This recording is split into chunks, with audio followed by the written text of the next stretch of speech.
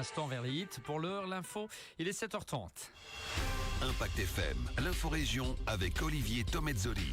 Les urgences et les hospitalisations de nuit sont-elles menacées au SRAM? C'est en tout cas l'avis du PS dans l'opposition fédérale. On fait le point avec le président de l'hôpital malmédien dans ce journal. Des voleurs de voitures interceptés dans la zone de police Eiffel lors d'un simple contrôle routier. Et en sport, 6e titre de championne de Belgique de judo pour Camille Sternon, et en cross, Ruben Corageant s'impose au classement final de la Cross Cup. Mardi 18 février, le développement des titres de l'info de l'arrondissement. Présentation Olivier Tomezzoli. Bonjour à tous. Va-t-on fermer les urgences à Malmedy au même titre qu'à Saint-Vith ou encore à Eupen? C'est une question qui fait évidemment peur à tout le monde et qui émane du PS, le Parti Socialiste, qui croit savoir que le gouvernement fédéral compte fermer les urgences des hôpitaux comptant moins de 250 lits, ce qui serait le cas pour le SRAM à Malmedy, mais aussi fermer les hospitalisations de nuit dans ces hôpitaux. Pour en parler avec nous en direct ce matin, Jacques Remy-Paquet, président du SRAM, le centre hospitalier Reine-Astrid de Malmedy. Bonjour. Bonjour Olivier. Alors, est-ce que ces annonces, c'est une fake news? C'est une fake news, oui. En fait, c'est une sortie qui a généré beaucoup d'inquiétudes, un sentiment vraiment profond chez les soignants et également chez de nombreux patients. Alors, je n'ai pas bien compris pourquoi faire monter la tension, parce que j'ai analysé, comme beaucoup d'autres, tout l'aspect santé de la déclaration gouvernementale, pages 111 à 130, je les ai lus attentivement, et je constate qu'au contraire, là, on parle surtout de proximité des soins comme un principe fondamental. Et je pense qu'en matière de proximité de soins, Malmedy est un parfait exemple de cette proximité, puisqu'on répond à la fois aux besoins dans une région éloignée géographiquement des grands centres, et d'autre part, je trouve que l'accessibilité des soins et la qualité des soins sont toujours quelque chose qui est vraiment prioritaire chez nous au SRAM. Pourtant, le PS affirme que le gouvernement fédéral veut faire 2 milliards d'économies dans le domaine des soins de santé. Ça veut dire que Malmedy pourrait être touché à un niveau ou l'autre? Je ne pense pas. Donc, tout d'abord, il faut savoir que la pérennité financière des hôpitaux est assez mise en danger dans certains hôpitaux. Donc, Malmedy a un budget 2024 en équilibre et nous pensons que le compte le sera également. Mais quand on lit l'étude MAHA qui est faite chaque année par Belfus, 40% des hôpitaux en Belgique sont en déficit. Alors, pourquoi est-ce qu'ils sont en déficit? Tout d'abord parce qu'on a supprimer une partie des journées d'hospitalisation. Donc on est hospitalisé pour telle maladie autant de jours, on est financé pour autant de jours et pas pour le surplus. Deuxièmement, les comptes des hôpitaux sont révisés avec 8 années de retard actuellement. Donc la dernière révision de Malmedy date de 2017. Et on nous doit de l'argent pratiquement chaque année. Ce qui fait que les hôpitaux doivent encore recevoir dans leur ensemble du fédéral pour 1 milliard pour le moment. Donc ce qui crée évidemment à certains moments un déséquilibre, mais on n'est pas en danger chez nous à Malmedy pour ça. Est-ce que vous avez eu un retour de personnes que vous connaissez bien entendu, notamment au sein des engagés du MR qui forment aussi le gouvernement fédéral côté francophone sur justement ces décisions et cette sortie du PS qui a été prise par la presse? Oui, parce qu'on a quand même des relais à la fois avec Simon Dethier qui est député fédéral et Jean-Paul Bastin qui est chef de groupe au Parlement wallon. Donc on a eu des informations de première main et je pense ça a été démenti. C'est une communication du PS national. Ils ont décidé, de mettre les bouchées doubles concernant les hôpitaux, mais moi je ne vois pas dans toutes les notes que je lis un problème par rapport à ça.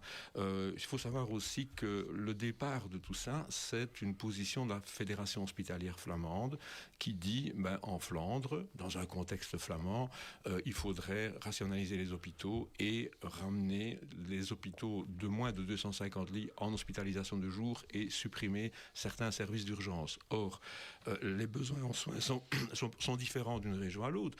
En Flandre, vous avez un réseau hospitalier qui est plus dense, des structures hospitalières qui sont plus proches les unes des autres géographiquement.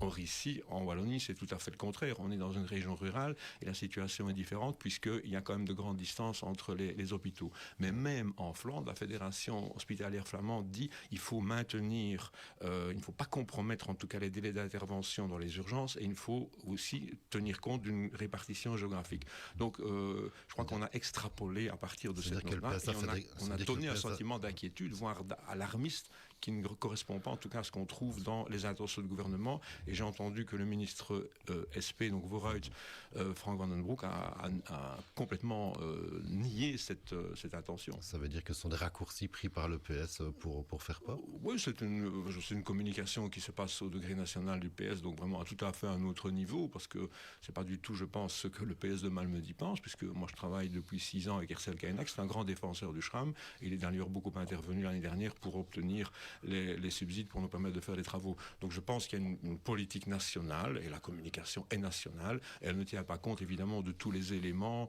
ou des exceptions géographiques qui pourraient qui sont importantes. On peut affirmer ce matin que les urgences ne fermeront pas au SRAM. Je tiens à rassurer tous les patients ainsi que l'ensemble des habitants de notre bassin de soins. Le service des urgences continuera de fonctionner. Il n'est pas menacé d'abord et continuera de fonctionner de jour comme de nuit et remplir vraiment sa mission avec compétence et bienveillance. Et en attendant, loi de Bruxelles, on poursuit aussi le rapprochement et la fusion à terme avec le CHR Verviers aussi. Oui, donc c'est évidemment un travail de longue haleine. On a d'ailleurs encore une réunion prochainement. Donc, dans certains domaines, on avance, puisqu'il y a déjà une garde en matière de chirurgie orthopédique qui est faite, qui est en place depuis quelques mois. Malmedy a pu bénéficier de 2 lits de polysomnographie parce que Verviers était débordé, donc c'est important que Malmedy vienne en support. Nous avons également des intentions, tout en maintenant chaque site, chaque pharmacie sur le site de Malmedy comme sur le site de Verviers, d'avoir une pharmacie partagée, parce que un simple exemple, à partir de 2026, tous les traitements, tous les produits oncologiques devront être fabriqués ce qu'on appelle dans une salle blanche. Le coût de la salle, c'est 1 million. Malmedy ne saurait pas le faire. Mais grâce à cette association, ce groupement avec Verviers, on va pouvoir continuer à donner des traitements oncologiques, comme c'est le cas à Malmedy maintenant. Si on n'avait pas cette aide de Verviers, ce serait plus compliqué. Parfait, merci. Jacques Remy-Paquet, président du SRAM, le centre hospitalier Reine-Astrid de Malmedy. On suivra évidemment aussi cette évolution dans ce rapprochement et la fusion future très bientôt, dans un peu moins de 2 ans sans doute, qui sera signée avec le CHR. Verviers, merci d'être intervenu en direct avec nous. Merci à vous. Bonne journée. Et au chapitre fait divers, à noter ce beau coup de filet des policiers de la zone Eiffel lors d'un banal contrôle routier en milieu de semaine dernière. Vers 20h30 mercredi, les policiers ont contrôlé 2 véhicules à la sortie d'autoroute à Recht et sont tombés sur 3 gaillards soupçonnés de vol de voiture. Ils ont été immédiatement arrêtés. Ces 3 hommes de nationalité serbe sont soupçonnés de plusieurs vols de véhicules dans la région. Leurs propres véhicules ont été saisis. Un juge d'instruction a été désigné selon des infos relayées par les médias germanophones.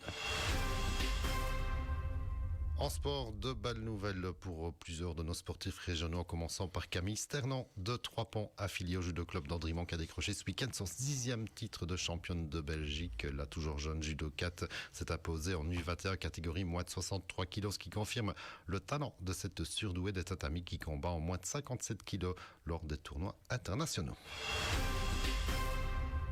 Un autre titre en cross, cette fois celui décroché par Ruben Coringean à la Cross Cup, dont la dernière manche a eu lieu dimanche à 10. Tout le Malmedy a terminé 2e, confortant ainsi sa première place au classement général de cette Cross Cup au niveau ô combien élevé. Ruben qui confirme son bel état de forme avant la saison sur piste. Et du cross, il en était également question dimanche à Malmedy, dimanche du championnat provincial, du challenge provincial même, avec chez les hommes sur la longue distance. Victoire sur cette terre de Victor Hendricks devant Adrien Moab au tir groupé des affiliés du Malmedy Athletic Club. Et chez les dames, on notera la victoire de Sophie Detière sur le cross-court, qui mène d'ailleurs largement le classement du challenge provincial, alors que chez les minimes garçons nés en 2012, Timéo Colette, 2e chez lui ce dimanche, conserve la tête du challenge provincial. Bravo à tous ces athlètes de talent et aux autres aussi, évidemment. L'info continue sur notre page Facebook Impact News.